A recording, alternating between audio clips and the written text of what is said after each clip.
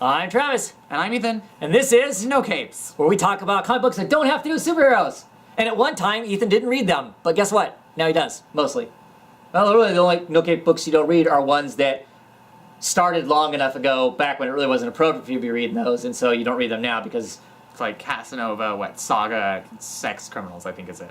yeah. I think those are the only books that I don't read because I didn't read them. Right. They're a little too adult. And probably Sex Criminals probably still would be. But anyway, so, what are we talking about first? Abe Sapien. This is issue number 21.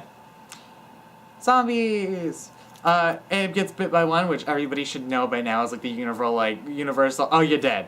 Except he's not a human, so he'll be fine, probably. We hope so, huh? I assume so. I mean, unless this book is going to end really abruptly, I doubt they're going to turn Abe into a zombie. It's going to be a zombie fisherman. That'd be terrifying. Especially, it's great. Abe is like one of the few characters, I think, on the face of anything that, I mean, like, excluding Superman and stuff, but, like, few, not completely normal, but not, like, full-on supernatural, characters. One of the characters still shaped like a human without superpowers to be able to fight zombies hand-to-hand. Right. Because, I mean, he does just have enough of that extra strength that he can punch their faces and in his physique and whatnot. without having to be like, repeatedly. I mean, Right. because he's still kind of a big guy. Right. So basically, in this issue, they've spent the last couple issues in this town. Everything's peaceful. It's great. There's Except for the water. one. There's food. Uh-huh. All that kind of stuff. And they've all been kind of suspicious as to why did Birmingham get saved? Why And is then- it not?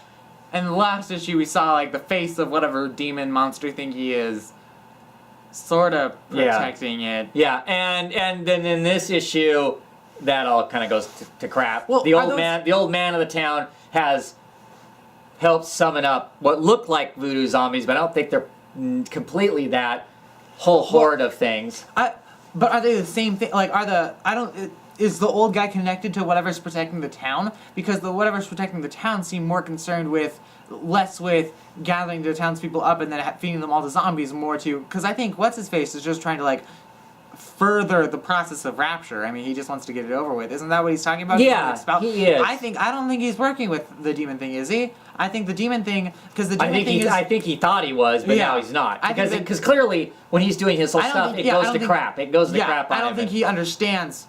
I think he knew that something was protecting the town because I think everybody who lives there understands that there must be something there. Right.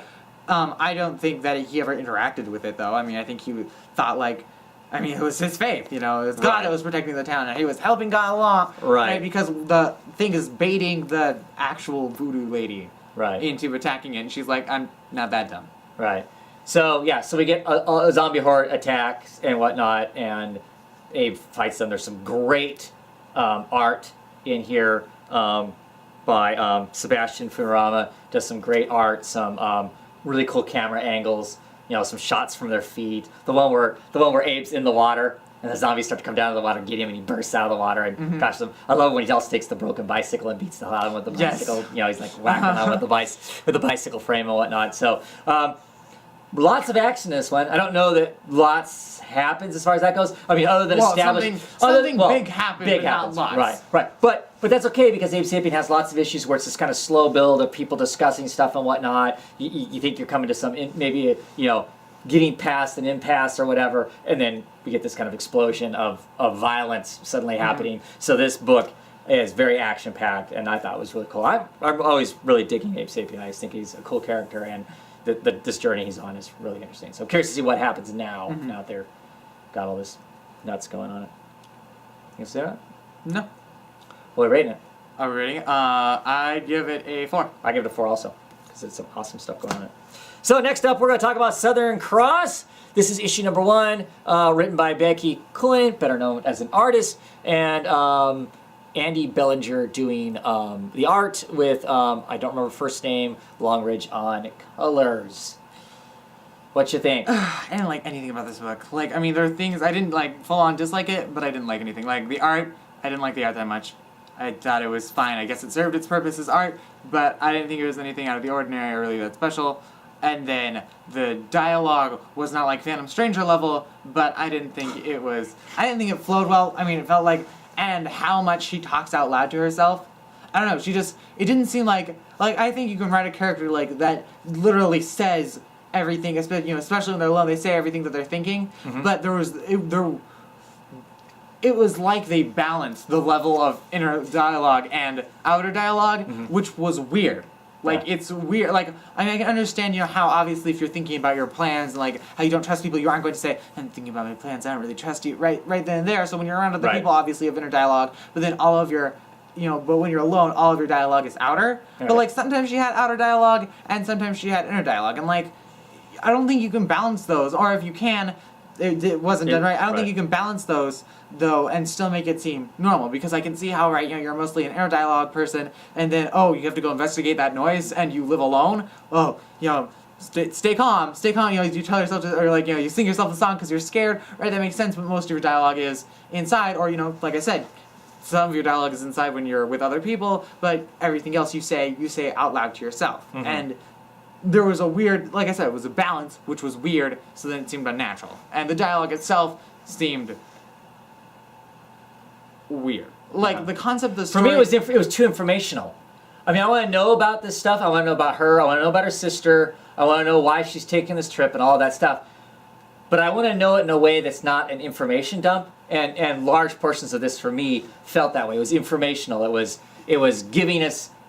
It was giving us the story that we needed to know to move forward, which clearly we need to know that information. Yes. But the way it was delivered felt very much like it was informational in orientation, as opposed to telling us a story and us discovering that as we travel through the story. It felt like, I don't know, it felt like there's a lot of ways that, like, it could have done to, like even if it wanted to dump information on us, I feel like there was a lot of better ways they could have done it. Like there's a book called The 13 and a Half Lives of Captain Blue Bear, and in it he gets a, like, almanac, or what's the other journal thing? No, it's not a journal, it's not a dictionary, it's the book that you, like, look definitions of but, like, lexicon.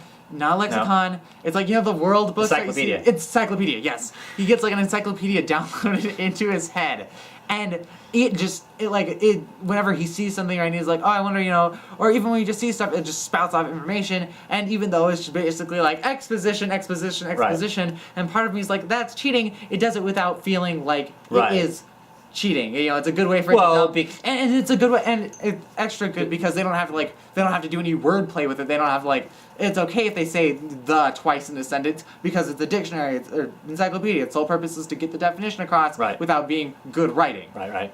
So, like, they could have had, like, little, like, information bubbles, like, whatever's guide to Titan, right? Or, Yeah. So I guess we need to talk about the premise. The premise of the book is we've got this young woman, cannot remember her name right now. Her sister has died on a mining planet on the moon of Titan, and which working on Titan is supposedly super dangerous. And so when she dies, everybody's like, oh, it's just a dangerous job. But she's an administrative person. Yeah, so she's like the equivalent of a secretary. She's pulling staples. She shouldn't have logs falling on her. Right. So she's going to pick up her sister's effects, her sister's body, and hopefully get some answers to it. The elements of this that I did like, I do like the coloring. I think the coloring's interesting in it. I didn't mind the art. I thought the art was fine. It just looked weird to me. And the aspect of it that I was interested in is towards the end of it, you find out that right now she's bunked, and this is like a 6-month voyage? That she's bunking with a woman who has been hired as an inquisitor, basically, to investigate her sister's death. And I don't know our main character finds that out, but I don't know if the investigator knows that she's the sister. I don't know if that's all. Well, I'm curious to find out, like, if the because I don't think do they ever even call her an investigator? I mean, maybe they say she's supposed to investigate. I'm just curious if her job is to find out what happened, or if her job was... Right. She's working for the mining company, and, you don't want anything bad. Exactly. Because she is. She's working for the mining company, and So it just makes me sad because Becky Cloonan is definitely one of my top 5 favorite comic book artists. Which are, like, one of the very few things that I can easily tell you my top 5 for. Right. So it just bums me out that she's moving to iffy writing from really, really good art. I understand that she's that's what she wants to do. This has always and I like been her Becky goal. Cloonan. She seems like a cool person to me. So, like, good for her. And maybe she'll get better as she goes on. And we'll get stuff like J.H. Williams III, where I'm like, J.H. Williams III, you can't be writing. You're an art. Oh, this is really good. Right.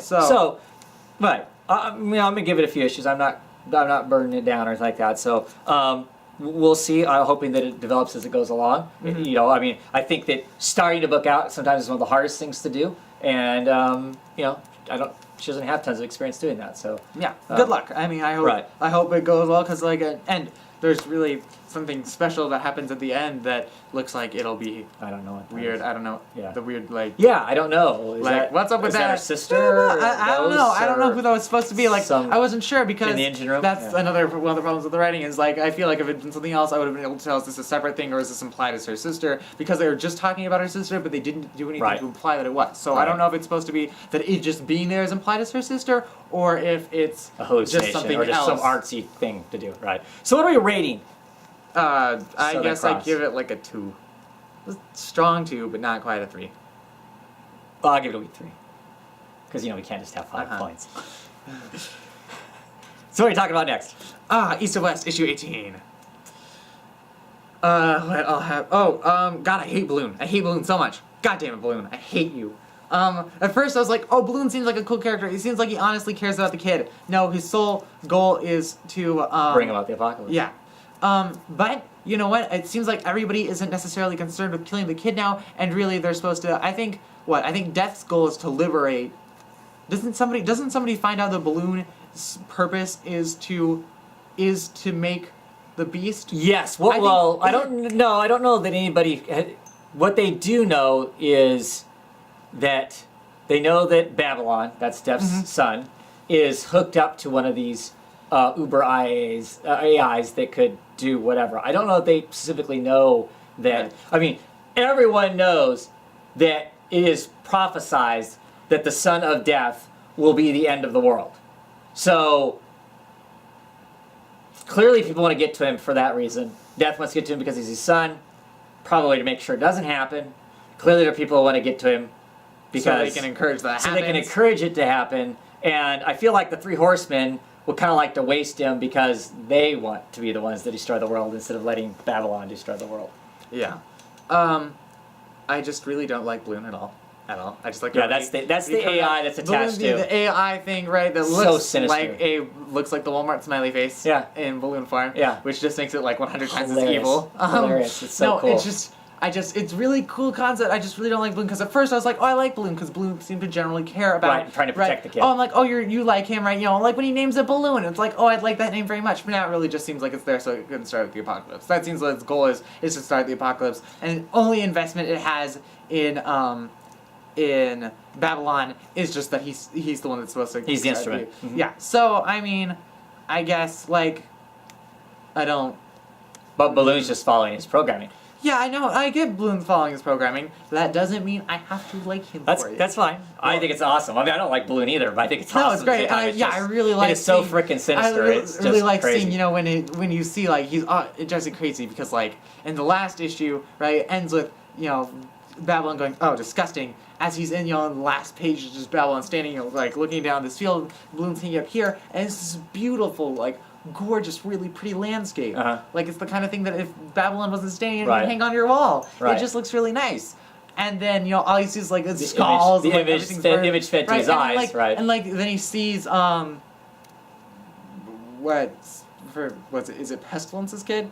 Yeah. Pestilence's kid with its demon that he finally got off his arm. Severed off his arm. Yeah. Ew. Right. And freaking Pestilence's demon, right? Okay, this is disgusting, nasty, terrible. Long, tentacled armed, huge, giant mouth, mid-hogger teeth, horse-looking thing that rides like a horse. Yeah, and of course, then it looks like a giant hamster with tentacles. But still, like a giant hamster. To Babylon, it looks like a cute little hamster that he plays fetch with. It says hugs. I'm like, it's awesome. He curls up and goes to sleep with it and stuff. Kudos to Babylon for Dun Diddley doing so well, but. It's a cool book. Yeah, it's a really cool book. And it's so solid. The art through it is consistent. There's nothing about this book that dips or waves in any way. And every issue just ups the thing. Ante. And it doesn't always concentrate on the same character. You get different characters. But every character feels like they have a legitimate reason for existing. Lots of books, you have a main character, the main character's kind of fleshed out, and then you have a bunch of secondary characters. They're just kind of people out there. You don't really care about their lives. Their lives don't matter, really. They're just there.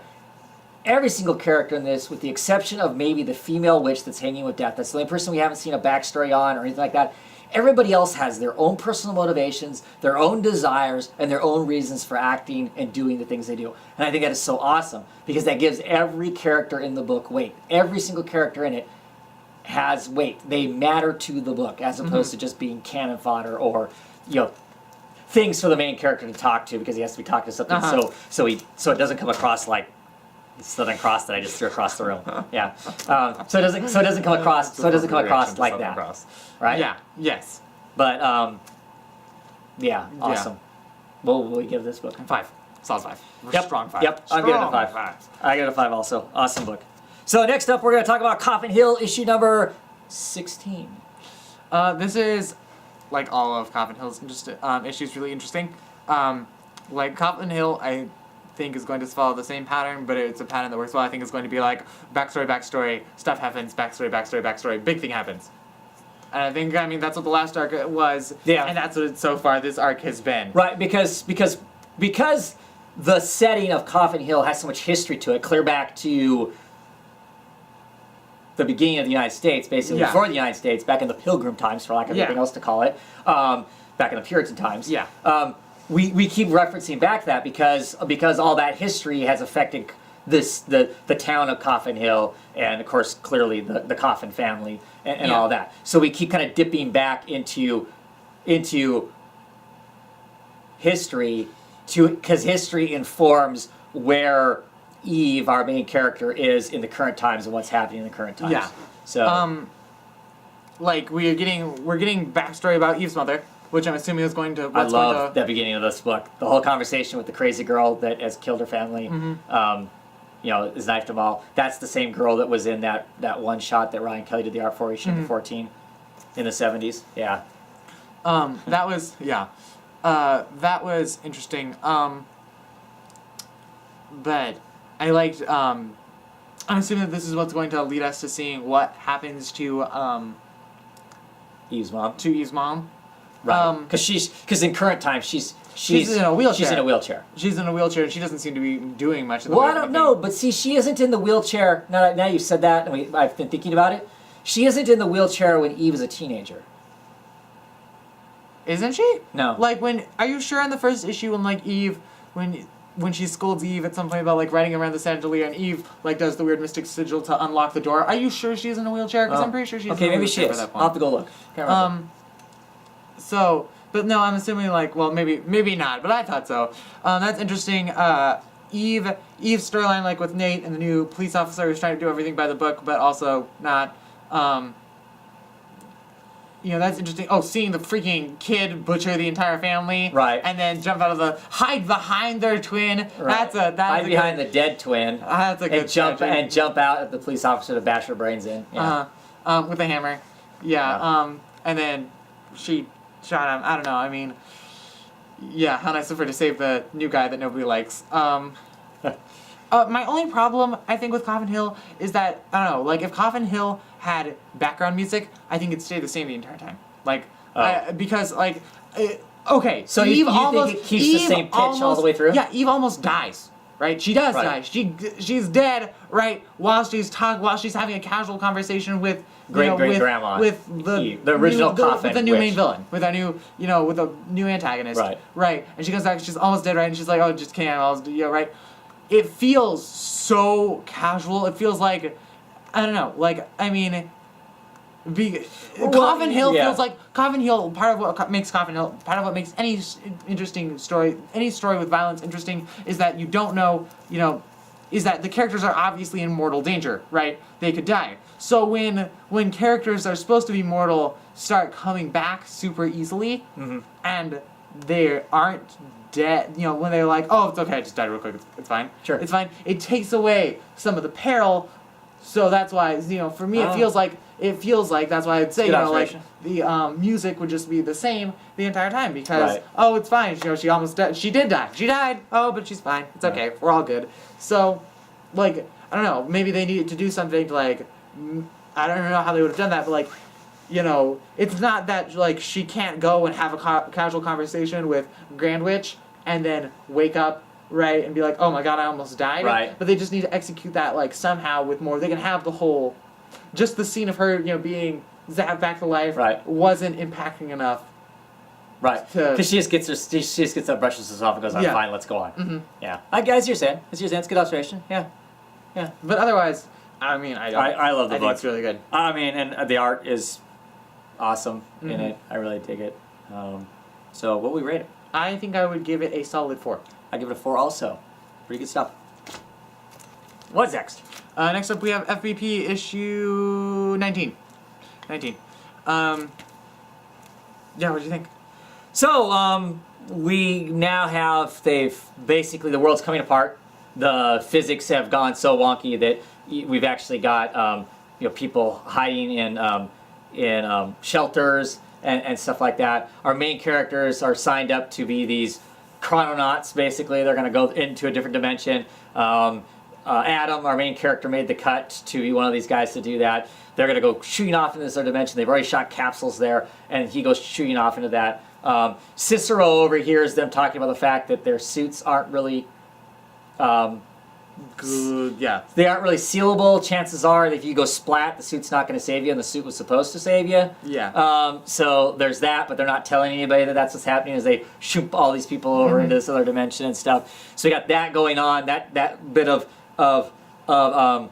excitement and tension going on. Cicero's trying to do some other investigating because he feels like they're not being given the whole story. And we get the impression by the end of the story, we're not being given the whole story about really what they're up to. Yeah. As far as our guys who were bad guys that are supposedly now saving the world, still suspect as far as that goes. And then we have this great mother and daughter character we've seen for a couple issues now show up occasionally. The daughter is just, she's, I don't know, 6 or something or less. And she's just crazy smart. And she keeps telling mom that this is the end. This is the end, kind of thing. So it'll be interesting to see how they play in the story as they kind of wander out of the shelter that they were in, because the shelter's a total hellhole.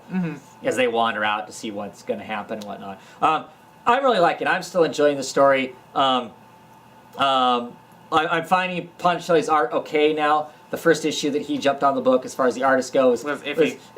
But it's settling down. I'm liking it. I like the person who did it before, Rodriguez, that did it before, more. But I'm liking this. I like it fine as far as the art goes and whatnot. I'm still curious about the story. I'm just really curious to see what's going to happen. And it's just, to me, it's an interesting idea. Physics going rogue. I like science enough that it just appeals to me on that level as far as that stuff goes. I'm confused as to where Rosie is in this. Rosa? Yeah. She shows up at the very end. What is she doing the rest of the time? Yeah. I don't know, right? And because the artist has changed. It's really hard for me to separate the lady cop that he's kind of interested in. Right. And I'm unclear because literally the only reason I knew that was Rosa was because there's lots of characters in here who are of mixed race or other ethnicities, and they all look a lot alike, and they're all colored kind of the same. Yeah. So I'm having some problems differentiating characters because I'm not used to the new artist yet. So that's a bit of a struggle, especially like I said, Rosa and the policewoman. That's kind of confusing. Yeah. That aspect for of sure. it. But I'm still enjoying it though. I'm really curious to see where it goes. But I don't have a lot to say about it. No, neither do I. Yeah. But we rate it. I give it all 3. Yeah, I give it 3 also.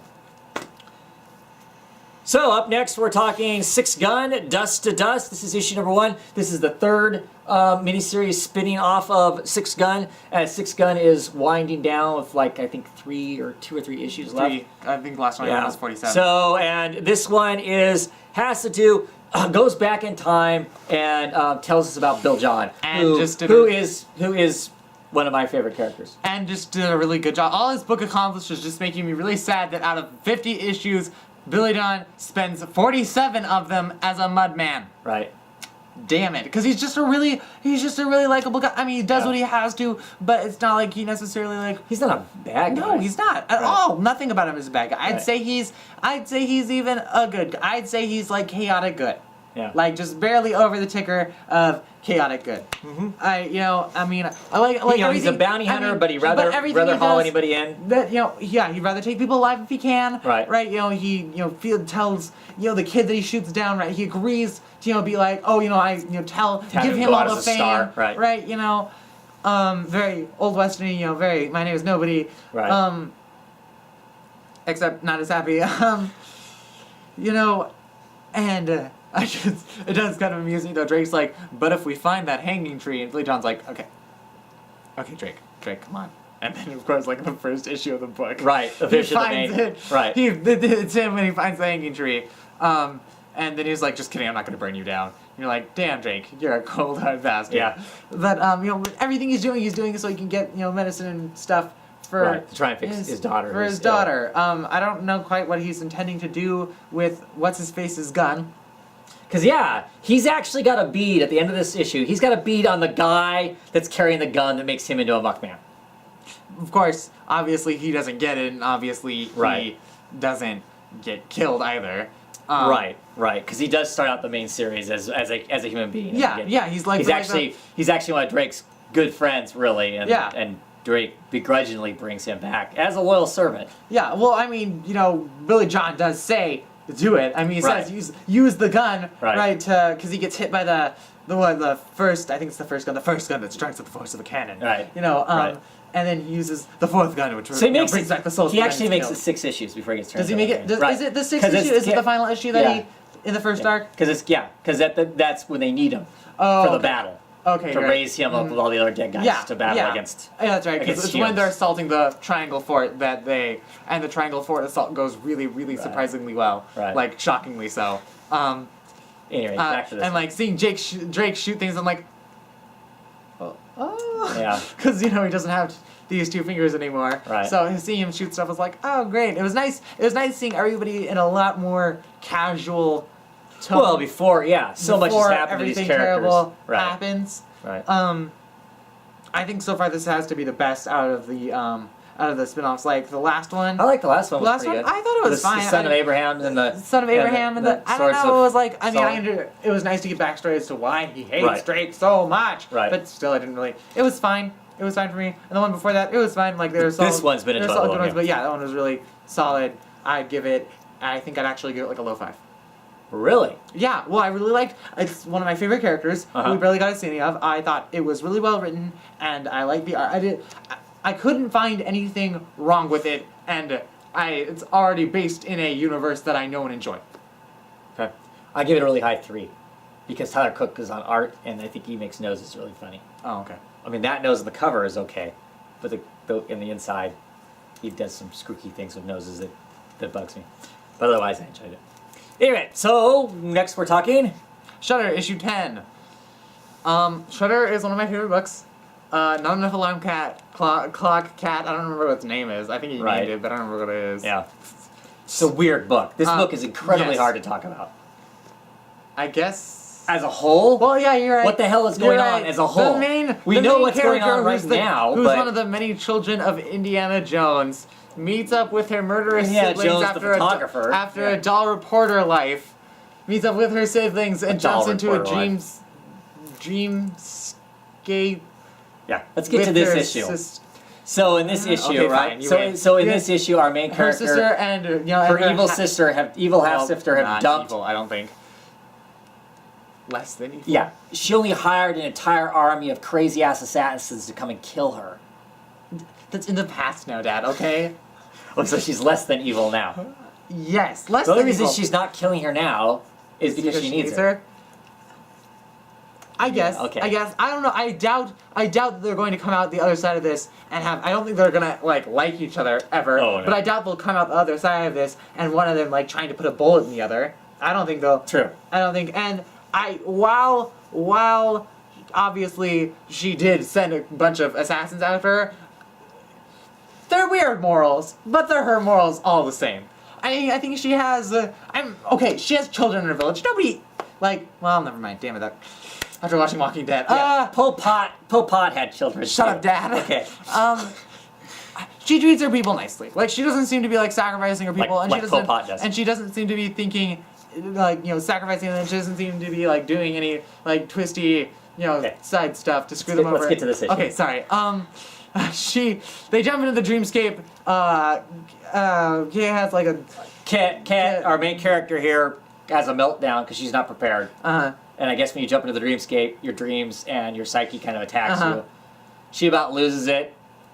Being the hero, she figures out how to kind of get her head screwed on straight, and questions life and comes out the other side of it. okay. Enough. And so they're in this crazy dreamland, right? Looking for a dreamland that an uncle supposedly controlled. Some great uncle. Somebody on her mom's side, as I understand. Yeah, that they're searching for or whatnot. They fight some cat guys or whatever. Things, right? And you know, and then the earth starts what's to her face really did. Her sister really did have a legit non-betrayal oriented plan. Right. I think, you know, Right. she really did think like, oh, you know, I mean, as they're falling, she's like, you know, you think maybe we should have brought the team of trained experts Right. with guns. Right. You know, as they're being attacked by people, right? On like, you know, like stuff is starting to erupt, and like, you know, wouldn't it be funny if they're on the face of this guy, and then like the last panel as the guy's Right. face opens and like eye beams out, and like, damn. Yeah, the crystals they were fighting crap. around. The crystals they were fighting around were like his eyelashes. He's got this big giant crystal beard, and he's like, oh, I've heard of you. Okay, and she's like, hopefully good things. And literally the last page is just him going, no. It's a giant, you know, one-page splash of them on one of his hands and him going, no, down at him. So you know it's like, gonna be. oh crap. Yeah. Crazy book. Yeah. Cool book, but Yeah. it is weird. I mean, you have to admit it's It's definitely just weird. strange and strange. That's why I like it. Art is a little odd, kind of a penciled kind of a thing, but still just lots of fun. What would we rate it? I give it a high 4. Yeah, I give it 4 too. I enjoyed it quite a bit. And lastly, a book that Ethan does not read because it started out when Ethan was way too young to be reading anything close to it, is Casanova. This is a CD at number 2. I'm still really digging the book. We're getting a little more into the plot of what there is of him investigating the man that he's working for, and the man is supposedly going to give him information. He gets attacked by some occultists in here, so we get this wonderful, you know, of them spewing this sigils as opposed to actually speaking of words. There's some great fun parts in here where this police detective is on the phone, and one of the things I love about this book and the way it's written and stuff is while he's on the phone talking, instead of having an actual phone conversation, the word bubbles are him just going phone, phone, phone, phone, phone, phone, phone, phone, phone, phone, phone, phone, phone, phone. Matt Fraction. Right, as he hangs up and whatever, and I love that. We get a moment of Casanova being actually Casanova in here. He is attacked by some energy pouring out of this woman that tried killing him in the last issue, and he attacks back with his he has this, I don't know what it's called, it shows up every so often. His sister had spiders, he has this like giant wave of crows fly off of him and attack what it is. That's cool. But it all happens, it's like psychic warfare, because it doesn't happen in the real world. I mean, you see all this crazy stuff happen, and there's lots of wreckage and whatnot, and then after somebody's defeated, it snaps back, and other than some people are spent from the energy they used, you're like, what the hell just happened, kind of a thing. So some of that goes on, which is pretty cool in it. The art in it continues to be awesome. The Casanova cover is 10 out of 10.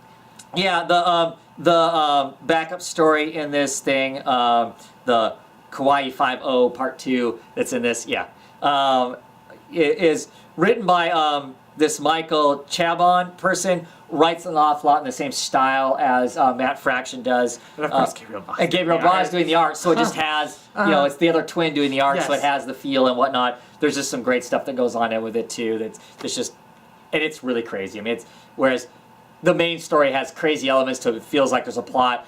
The thing at the end is just bananas, over the top bananas, and just lots and lots of fun. And I dig it, and it's cool, and I would give it a very high 4. That's it. We're done. Thank you for watching, and heck, maybe we'll be back next week. Bye.